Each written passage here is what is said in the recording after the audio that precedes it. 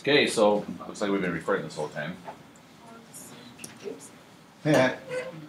So the mu of my new information, which was the one campus and the other campus, should be the, I should probably have done the, whatever, is a 732.50, which we had from the original campus, and the 825 from the new campus, for a grand total of 732.50. Okay, so let me just go back. We had 985. Yeah. I thought it was the T. Tuition charge for regulars. Wasn't this the original From the second in the brown? 732.50, Oh, right? T. The original downtown campus without the extra $100.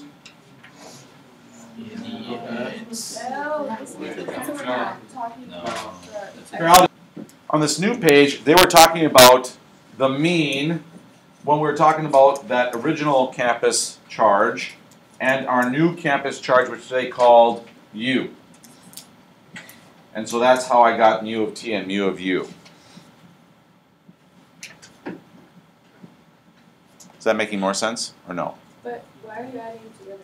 So I get the number 1557.50 for the grand total of those two campuses. Tuition, if you put them together. And then they also ask for the standard deviation, I think, right? Yeah, standard deviation. So if I did the standard deviation, in order to find the standard deviation, what do I have to do first? The variance. So I want the variance of that T and U. So I find the variance of the T, I find the variance of the U, and I add them up. So the variance of the first one, I think we actually, did we calculate the standard, they gave us the standard deviations, right? Yeah. Oh, okay, so the standard deviation was 102.80. I can square that to get the variance of the T, and the variance of the U was 126.50. I can square that, and I get a grand total of, holy moly, 26,570.09. And then if I want the standard deviation, I can square root after all of that. So my standard deviation of the T plus U is going to be equal to the square root of that number, the 26,570.09. Or in other words, $163.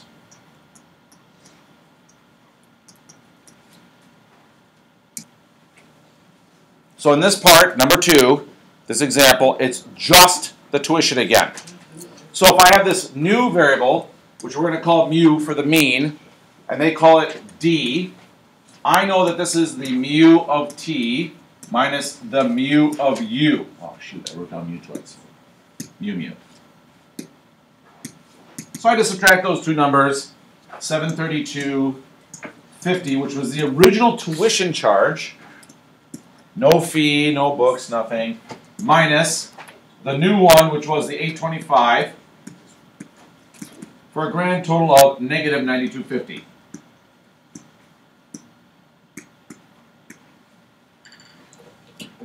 So if we interpret what that's saying, this means that on average, the students at the, was the T the main campus? Yeah. Okay, at the main campus, Without the books. pay $92.50 less than students at the, it was downtown, right? Yeah. Downtown campus for tuition. This next part, when they talk about the standard deviation, remember we look at the variances first. So if I'm looking at my variance for that, if we look at the variance for this new defined variable of d, we know that that's going to be the difference between the variances, or in other words, variance of t minus u. But what that means is I take the variance of t and I add it onto the variance of u, even though we define it as subtraction. And so we already did this. Didn't we add this up? And did we already find the variance? Yeah. What was it? 163. 163? That's the, No. No, it's 26. Okay, hold on. Sorry. 26,570.09. 570. Yeah. Okay, that one. Thank you. So that was my variance. Why are we adding it? Because the formula says so. Then the standard deviation of this d will be the square root of that number, which we already know from the previous example, because it's the same as when you added them. Or in other words, that was the 163. So if you're already working through, then you know that that's what the standard deviation would be. And we know here that this thing, if we put it in the context of the problem, that on average, the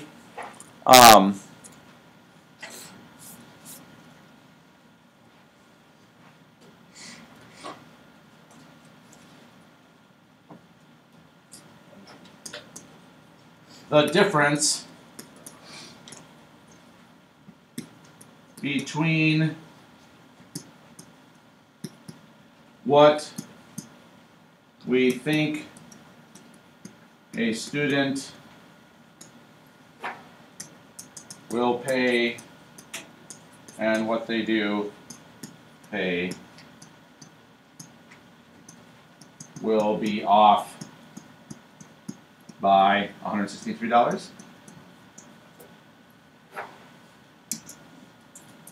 Let's let X be the weight of a randomly selected apple. So we know what we're talking about here. And if that's true, then we know that we'll call X1 is the first apple, dot, dot, dot, dot. X12 is the 12th apple.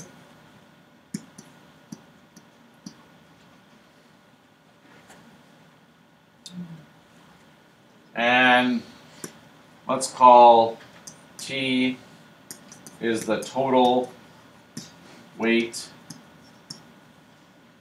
of 12 apples.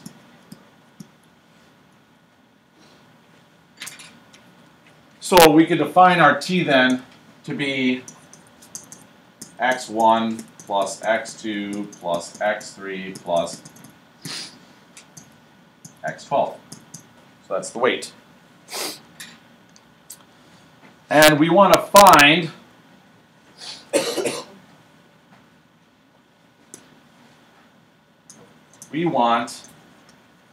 the probability that this total weight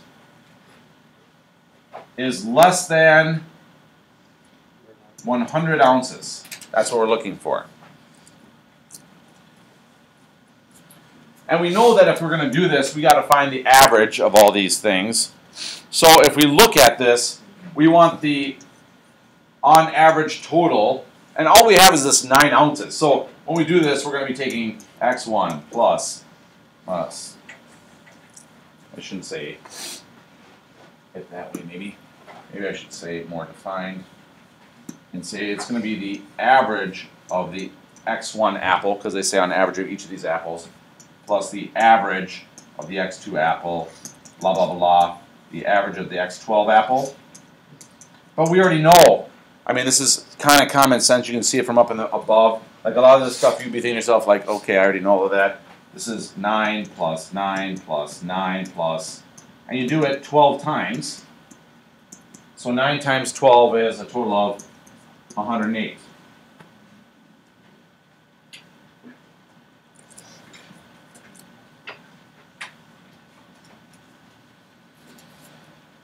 And if I was looking at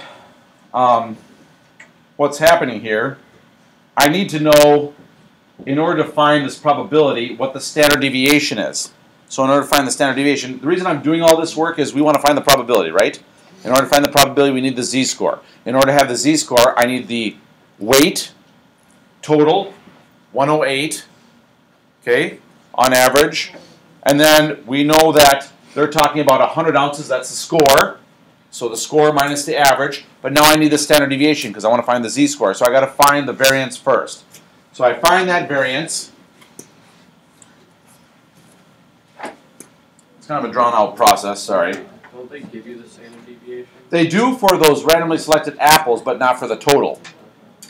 So I'm going to find the variance of the total, which in this case will be the, on average, because I'm adding them all up. I'm adding up each of these different variances. I'm adding up the variance of the x1, the variance of the x2, and I keep on doing that. So I'm adding up all these variances. So they tell me the standard deviation of each apple is 1.5, right? And if I know the standard deviation of each apple is 1.5, then the variance of that one apple is that standard deviation squared. So really what's happening is, I know that this thing is 1.5 squared plus 1.5 squared, and I have to do this 12 times because there are 12 apples. And what you find out is that the variance of all this stuff comes out to 27. And that means that your standard deviation is going to be the square root of that. So the standard deviation of the total weight of these apples is going to be the square root of that 27. Or in other words, it's about 5.2. And again, I'm doing all this because I'm looking for the probability. If I want that probability, I have to have the score, which was the 100 ounces. I have to have the mean of all the total weight of the apples, which was 108. And I need the standard deviation of the total of the weight of all those apples, which in this case is 5.2. So now, what I can say is, I can find my z-score. So my z-score, off to the side here, is going to be the 100 ounces that I'm talking about, minus the average ounces for the total, which was 108, divided by the standard deviation of the total, which was 5.2, for a z-score of negative 1.54.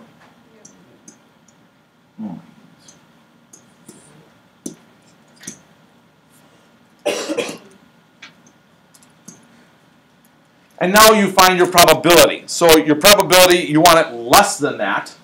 So you say, I want the probability that my z is going to be less than negative 1.54. You can type this in your calculator, normal CDF, and then type in negative 99, comma, negative 154. And your final answer turns out to be 0.0618.